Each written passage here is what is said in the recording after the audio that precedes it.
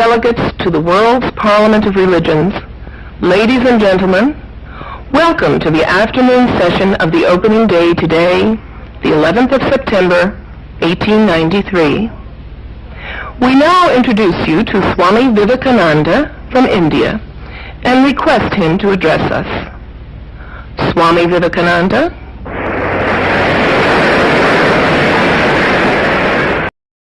Sisters and brothers of America,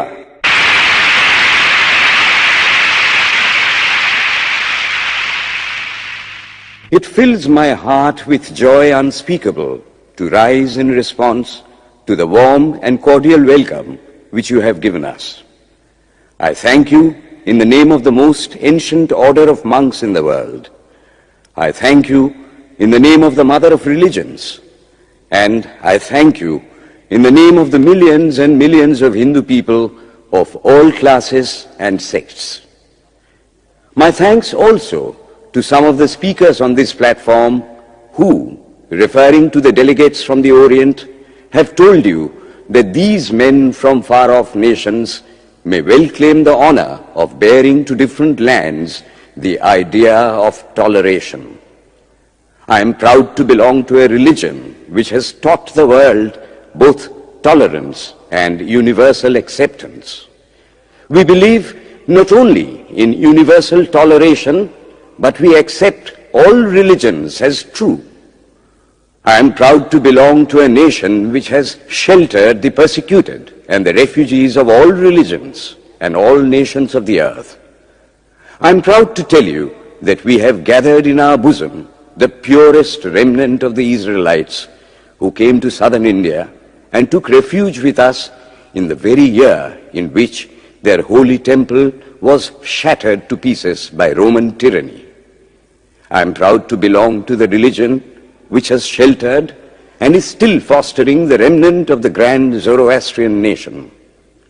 I will quote to you, brethren, a few lines from a hymn which I remember to have repeated from my earliest boyhood, which is every day repeated by millions of human beings. As the different streams, having their sources in different places, all mingle their water in the sea, so, O Lord, the different paths which men take through different tendencies, various though they appear, crooked or straight, all lead to Thee.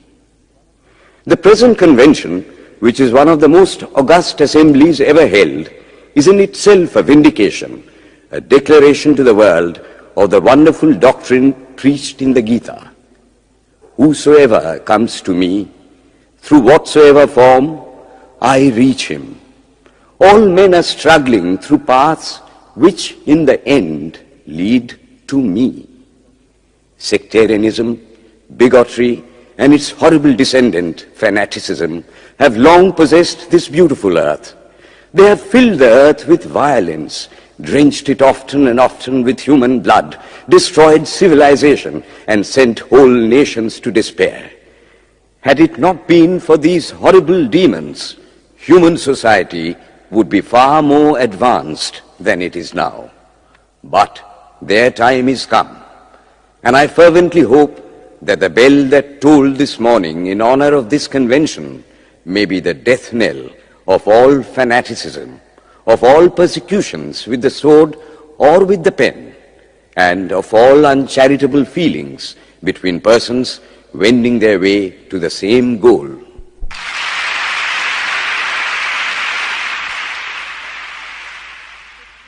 Ladies and gentlemen, on the agenda for today, the 15th of September, 1893, a galaxy of eminent speakers are scheduled to address us, and it gives us great pleasure to once again invite Swami Vivekananda to speak. His subject for today, Why We Disagree. I will tell you a little story. You have heard the eloquent speaker who has just finished say, "Let us cease from abusing each other," and he was very sorry that there should be always so much variance. But I think I should tell you a story which would illustrate the cause of this variance. A frog lived in a well. It had lived there for a long time. It was born there and brought up there, and yet was a little small frog. Of course, the evolutionists were not there then to tell us whether the frog lost its eyes or not, but for our story's sake, we must take it for granted that it had its eyes, and that it every day cleansed the water of all the worms and bacilli that lived in it with an energy that would do credit to our modern bacteriologists. In this way, it went on and became a little sleek and fat. Well, one day, another frog that lived in the sea came and fell into the well. "Where are you from?" "I am from the sea." "The sea? How big is that? Is it as big as my well?" And he took a leap from one side of the well to the other. "My friend," said the frog of the sea, "how do you compare the sea with your little well?" Then the frog took another leap and asked, "Is your sea so big?" "What nonsense you speak, to compare the sea with your well." "Well then," said the frog of the well, "nothing can be bigger than my well. There can be nothing bigger than this. This fellow is a liar, so turn him out." That has been the difficulty all the while. I am a Hindu. I am sitting in my own little well and thinking that the whole world is my little well.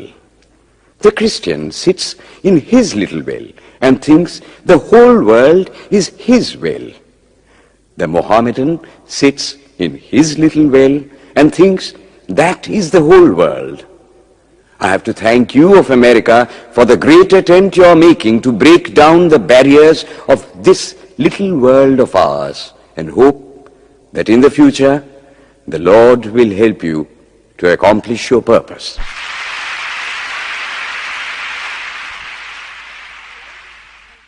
Delegates and friends, today, the 19th of September, 1893, is the 9th day of the World's Parliament of Religions. We have had the privilege of listening to many distinguished speakers from the world over address us on a variety of subjects. The time is at hand to now listen to the great monk from India, Swami Vivekananda, read his paper on Hinduism. Ladies and gentlemen, Swami Vivekananda. From the high spiritual flights of the Vedanta philosophy, of which the latest discoveries of science seem like echoes, to the low ideas of idolatry with its multifarious mythology, the agnosticism of the Buddhists and the atheism of the Jains, each and all have a place in the Hindu's religion. Where then, the question arises, where is the common center to which all these widely diverging radii converge? Where is the common basis upon which all these seemingly hopeless contradictions rest? And this is the question I shall attempt to answer. The Hindus have received their religion through revelation, the Vedas.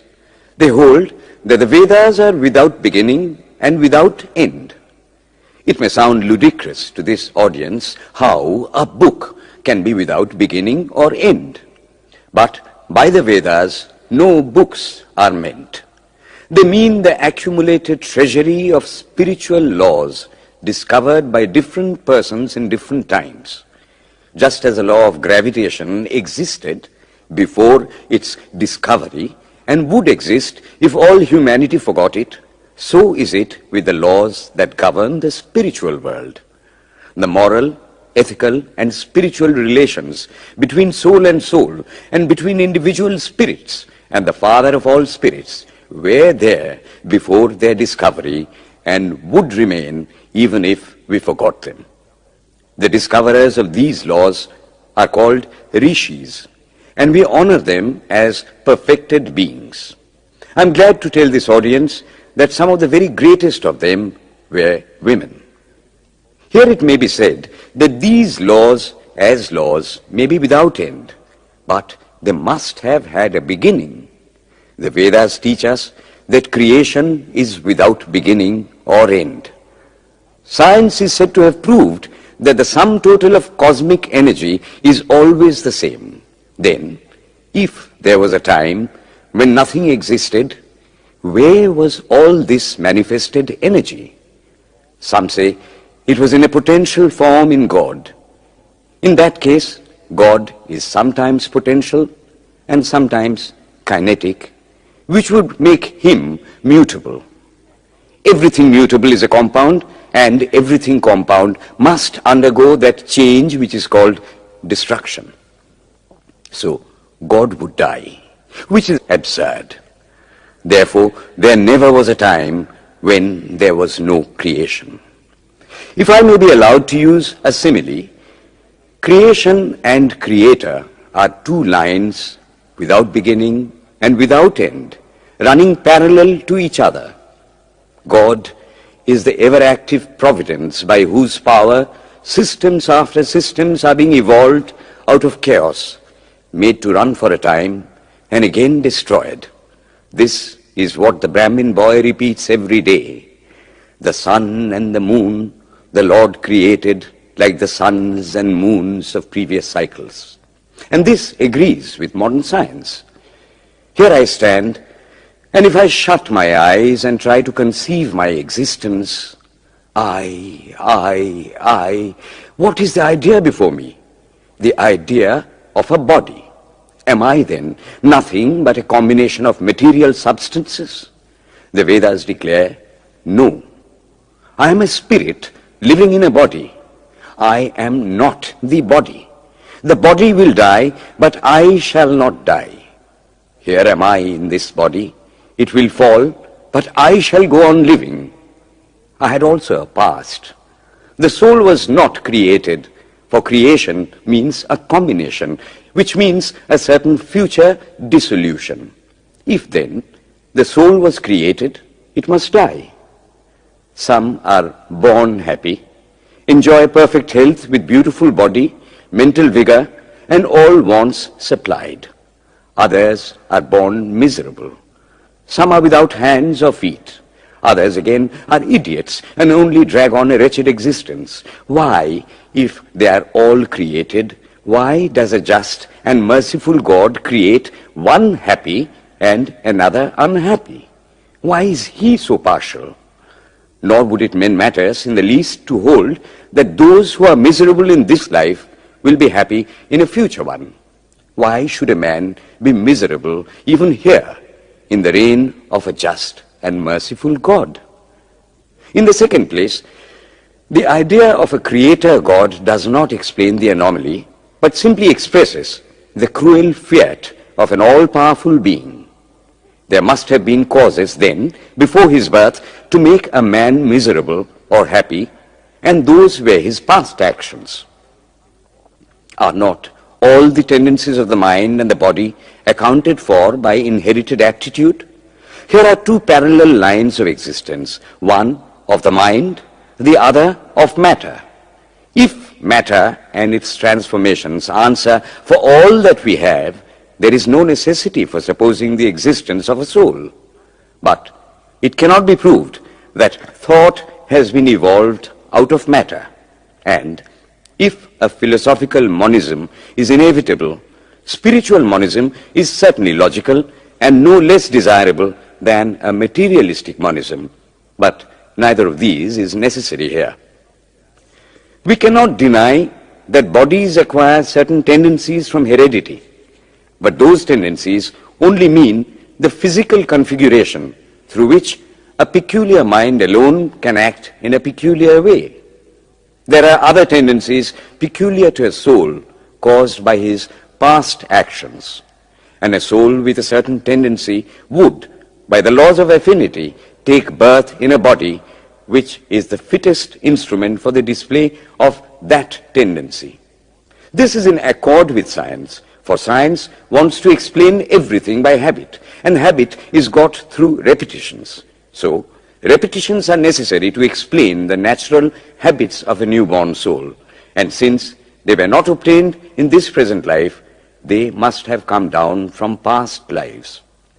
There is another suggestion.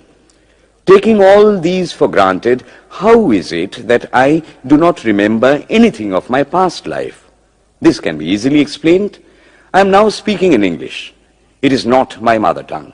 In fact, no words of my mother tongue are now present in my consciousness. But let me try to bring them up. And they rush in. That shows that consciousness is only the surface of the mental ocean, and within its depths are stored up all our experiences. Try and struggle. They would come up, and you would be conscious even of your past life. This is direct and demonstrative evidence. Verification is the perfect proof of a theory, and here is the challenge thrown to the world by the rishis. We have discovered the secret by which the very depths of the ocean of memory can be stirred up. Try it, and you would get a complete reminiscence of your past life. So then, the Hindu believes that he is a spirit. Him the sword cannot pierce, him the fire cannot burn, him the water cannot melt, him the air cannot dry. Is nowhere, but whose center is located in the body, and that death means the change of the center from body to body. Nor is the soul bound by the conditions of matter. In its very essence, it is free, unbounded, holy, pure, and perfect. But somehow or other, it finds itself tied down to matter and thinks of itself as matter. Why should the free, perfect, and pure being be thus under the thraldom of matter, is the next question. How can the perfect soul be deluded into the belief that it is imperfect? We have been told that the Hindus shirk the question and say that no such question can be there. Some thinkers want to answer it by positing one or more quasi-perfect beings and use big scientific names to fill up the gap. But naming is not explaining. The question remains the same. How can the perfect become the quasi-perfect? How can the pure, the absolute, change even a microscopic particle of its nature? But the Hindu is sincere.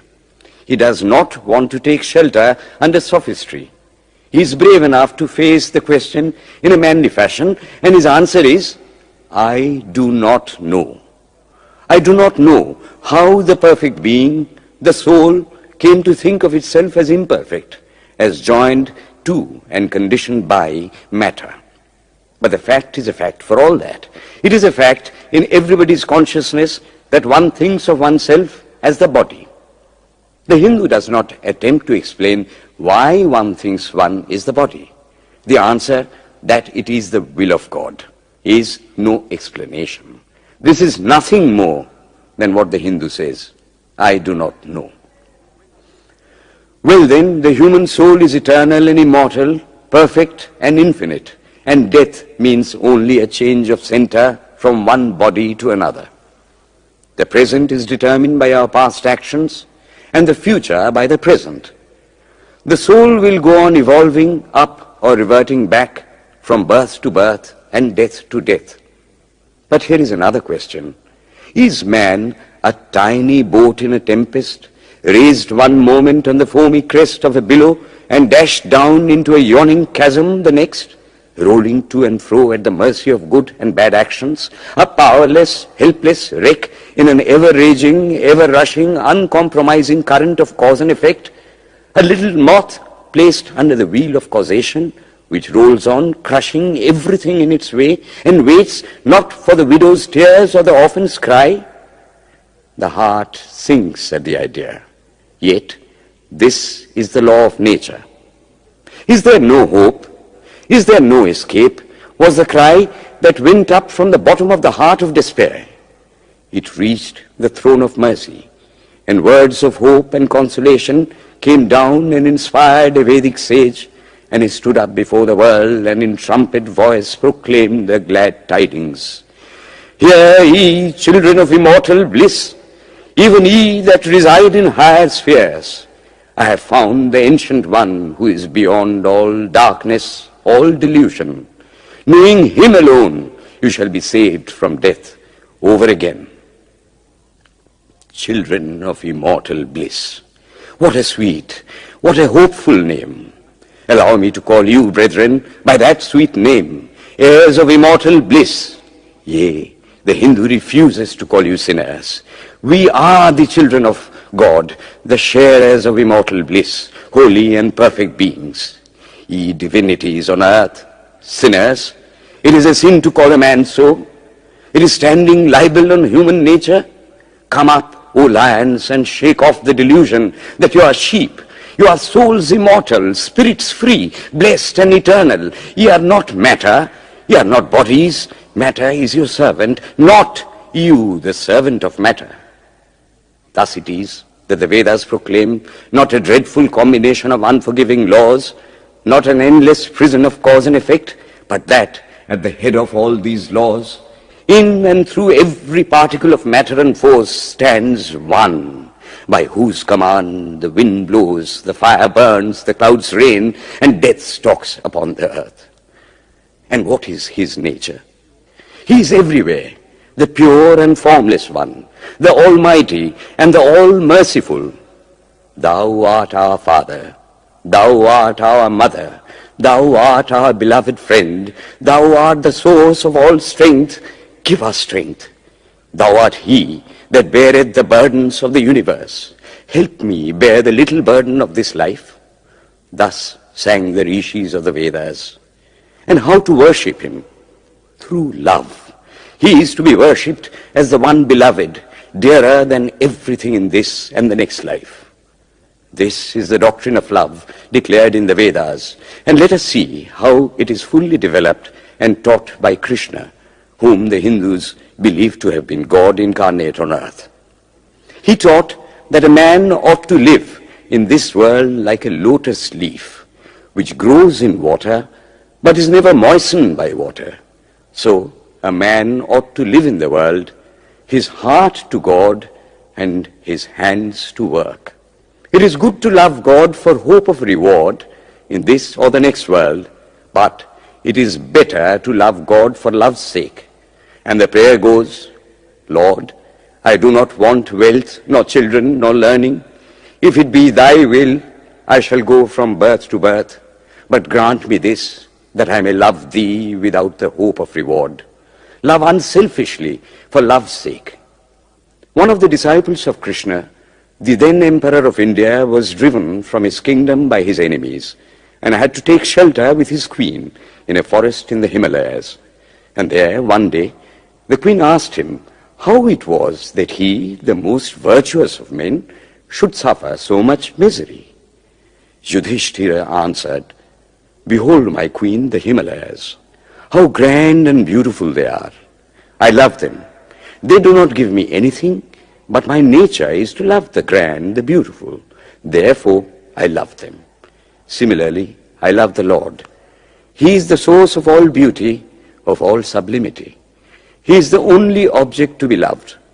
My nature is to love him, and therefore I love. I do not pray for anything. I do not ask for anything. Let him place me wherever he likes. I must love him for love's sake. I cannot trade in love.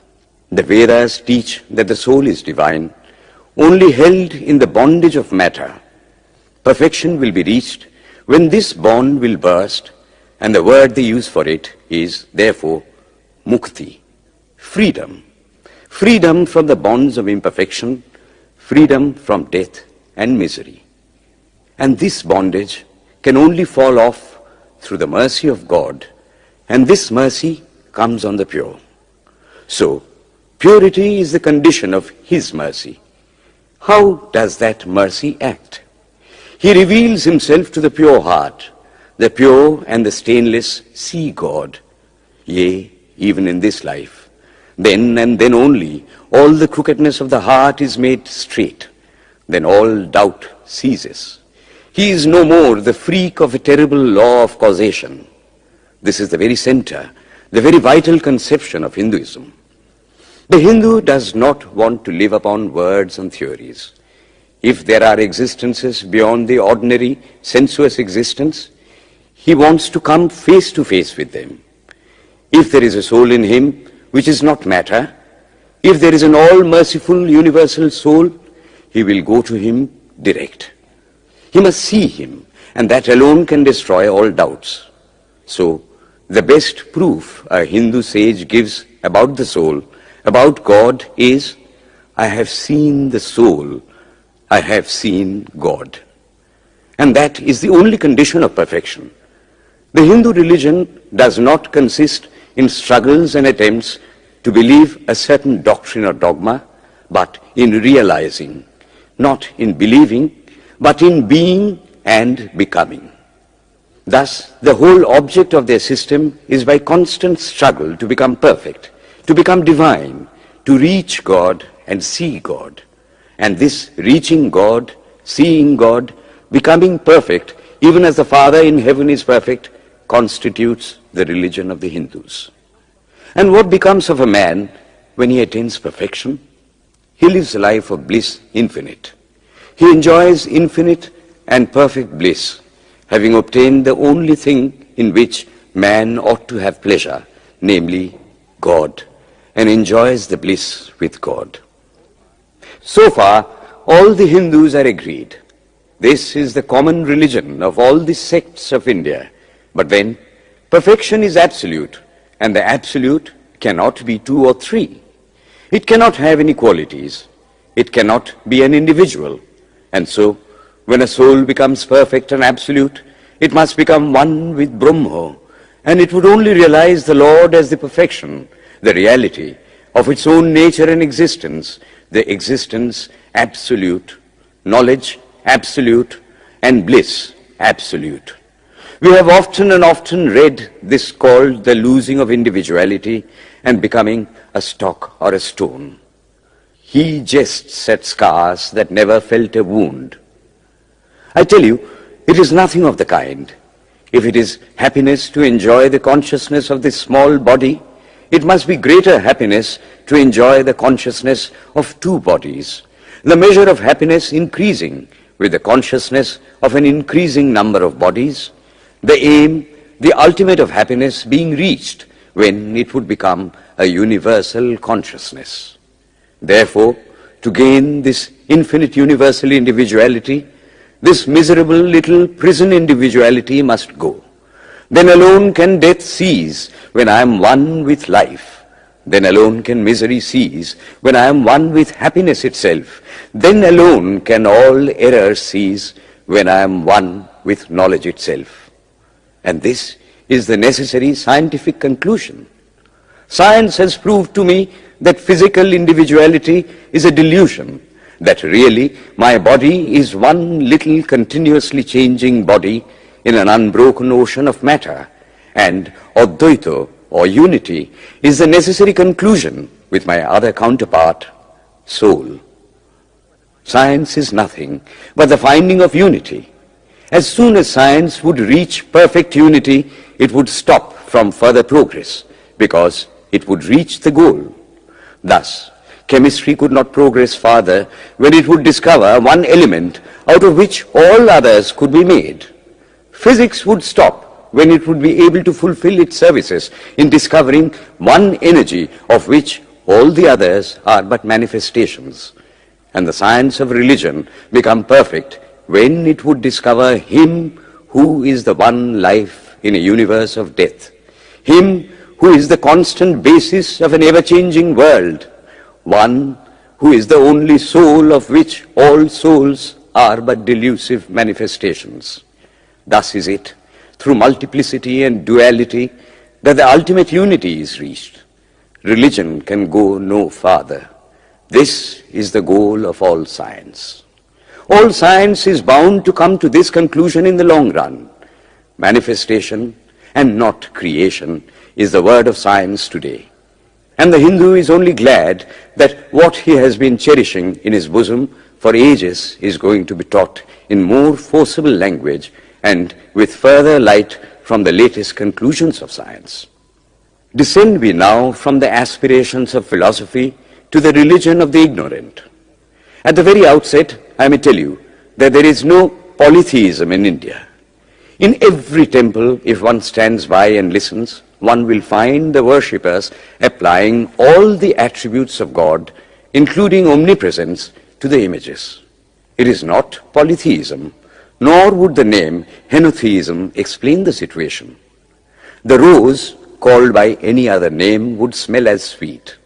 Names are not explanations. The tree is known by its fruits. When I have seen amongst them that are called idolaters, men, the like of whom, in morality and spirituality and love, I have never seen anywhere, I stop and ask myself, can sin beget holiness? Superstition is a great enemy of man, but bigotry is worse. Why does a Christian go to church? Why is the cross holy? Why is the face turned toward the sky in prayer? Why are there so many images in the Catholic Church? Why are there so many images in the minds of Protestants when they pray? My brethren, we can no more think about anything without a mental image than we can live without breathing. By the law of association, the material image calls up the mental idea and vice versa. This is why the Hindu uses an external symbol when he worships. He will tell you it helps to keep his mind fixed on the being to whom he prays. He knows, as well as you do, that the image is not God, is not omnipresent. After all, how much does omnipresence mean to almost the whole world? It stands merely as a word, a symbol. Has God superficial area? If not, when we repeat that word omnipresent, we think of the extended sky or of space. That is all. As we find that somehow or other, by the laws of our mental constitution, we have to associate our ideas of infinity with the image of the blue sky or of the sea, so we naturally connect our idea of holiness with the image of a church, a mosque, or a cross.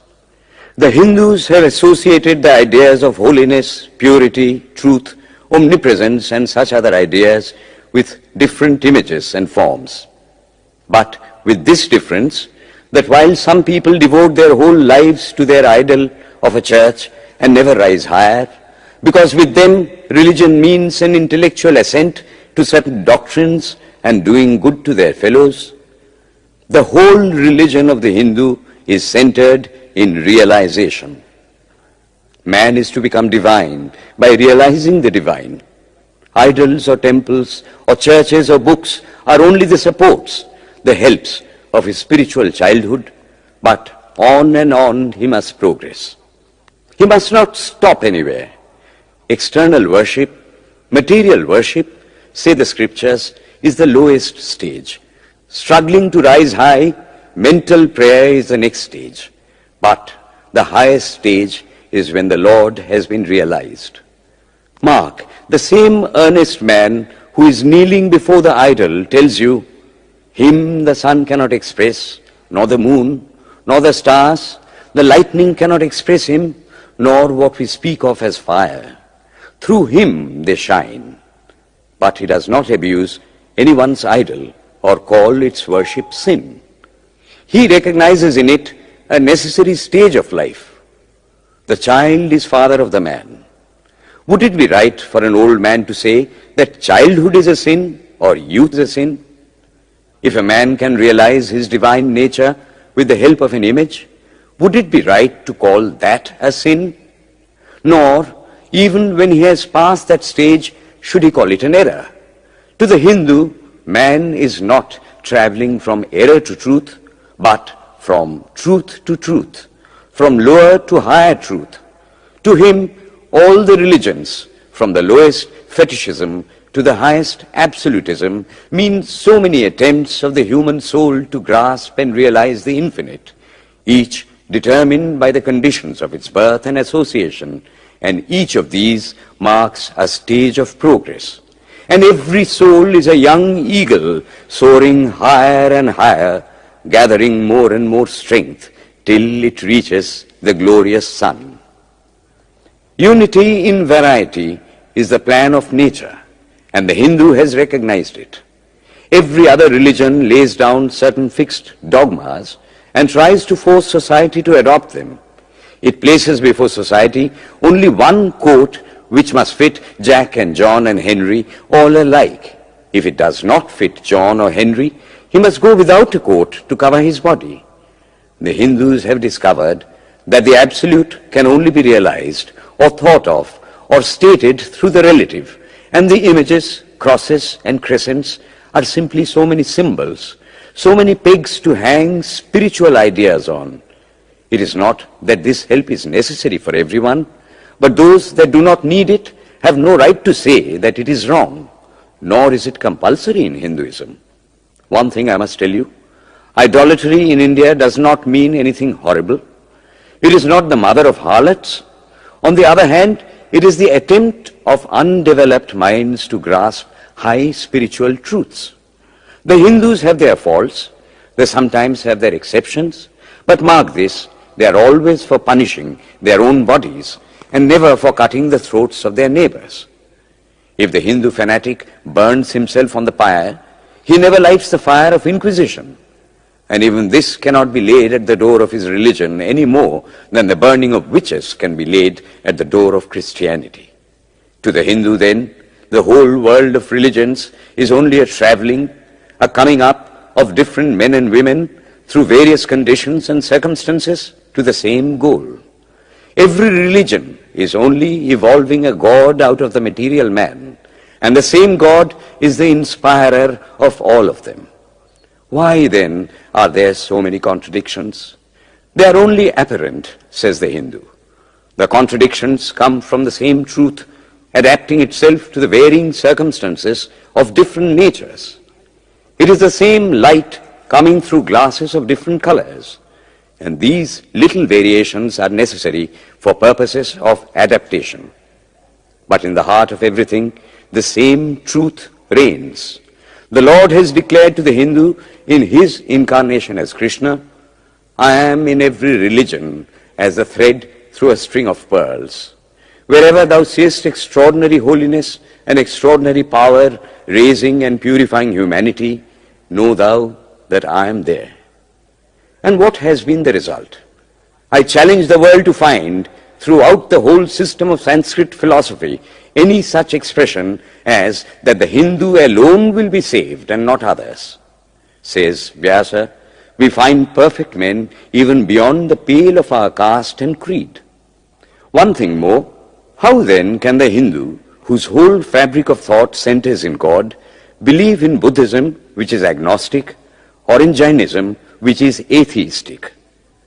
The Buddhists or the Jains do not depend upon God, but the whole force of their religion is directed to the great central truth in every religion, to evolve a God out of man. They have not seen the Father, but they have seen the Son, and he that hath seen the Son hath seen the Father also. This, brethren, is a short sketch of the religious ideas of the Hindus. The Hindu may have failed to carry out all his plans, but if there is ever to be a universal religion, it must be one which will have no location in place or time, which will be infinite like the God it will preach, and whose sun will shine upon the followers of Krishna and of Christ, on saints and sinners alike, which will not be Brahminic or Buddhistic, Christian or Mohammedan, but the sum total of all these, and still have infinite space for development, which in its Catholicity will embrace in infinite arms and find a place for every human being from the lowest groveling savage, not far removed from the brute, to the highest man towering by the virtues of his head and heart almost above humanity, making society stand in awe of him and doubt his human nature. It will be a religion which will have no place for persecution or intolerance in its polity, which will recognize divinity in every man and woman, and whose whole scope, whose whole force will be centered in aiding humanity to realize its own true divine nature. May he, who is the Brahma of the Hindus, the Ahura Mazda of the Zoroastrians, the Buddha of the Buddhists, the Jehovah of the Jews, the Father in heaven of the Christians, give strength to you to carry out your noble idea. The star arose in the east. It traveled steadily towards the west, sometimes dimmed and sometimes effulgent, till it made a circuit of the world, and now it is again rising on the very horizon of the east, the borders of the sun pole, 1,000-fold more effulgent than it ever was before.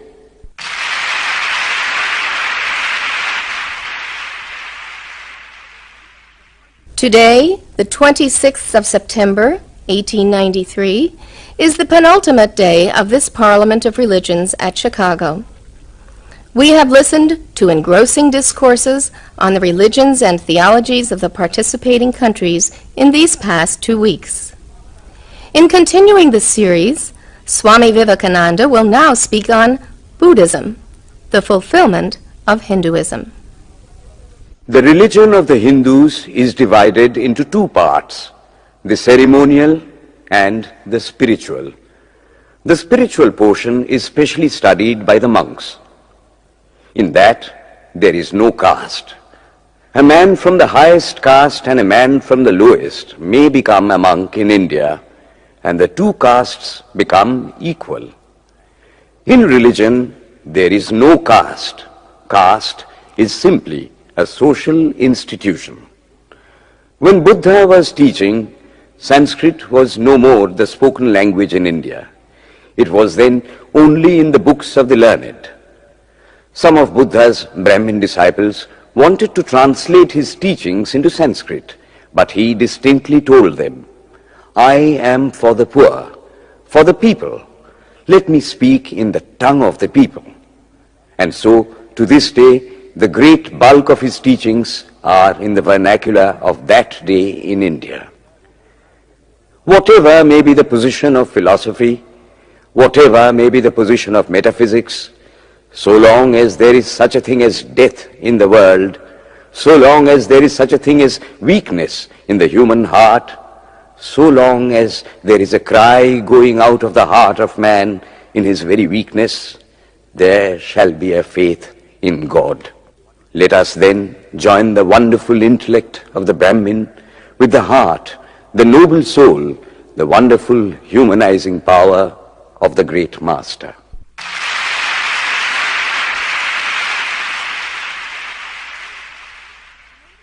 Ladies and gentlemen, in a short while from now, the World's Parliament of Religions at Chicago will come to a close. And this day, the 27th of September, 1893, will go down in history as a landmark for more reasons than one. It is in the fitness of things that we now call upon Swami Vivekananda from India to address this final session. The world's Parliament of Religions has become an accomplished fact, and the merciful Father has helped those who labored to bring it into existence and crown with success their most unselfish labor. My thanks to those noble souls whose large hearts and love of truth first dreamt this wonderful dream and then realized it. My thanks to the shower of liberal sentiments that has overflowed this platform. My thanks to this enlightened audience for their uniform kindness to me and for their appreciation of every thought that tends to smooth the friction of religions. A few jarring notes were heard from time to time in this harmony. My special thanks to them, for they have, by their striking contrast, made the general harmony the sweeter. Much has been said of the common ground of religious unity. I am not going just now to venture my own theory, but if anyone here hopes that this unity will come by the triumph of any one of the religions and the destruction of the others, to him I say, brother, yours is an impossible hope. Do I wish that the Christian would become Hindu? God forbid. Do I wish that the Hindu or Buddhist would become Christian? God forbid. The seed is put in the ground, and earth and air and water are placed around it. Does the seed become the earth or the air or the water? No. It becomes a plant. It develops after the law of its own growth, assimilates the air, the earth, and the water, converts them into plant substance, and grows into a plant. Similar is the case with religion. The Christian is not to become a Hindu or a Buddhist, nor a Hindu or a Buddhist to become a Christian, but each must assimilate the spirit of the others and yet preserve his individuality and grow according to his own law of growth. If the Parliament of Religions has shown anything to the world, it is this. It has proved to the world that holiness, purity and charity are not the exclusive possessions of any church in the world, and that every system has produced men and women of the most exalted character. In the face of this evidence, if anybody dreams of the exclusive survival of his own religion and the destruction of others, I pity him from the bottom of my heart and point out to him that upon the banner of every religion will soon be written, in spite of resistance, help and not fight, assimilation and not destruction, harmony and peace and not dissension.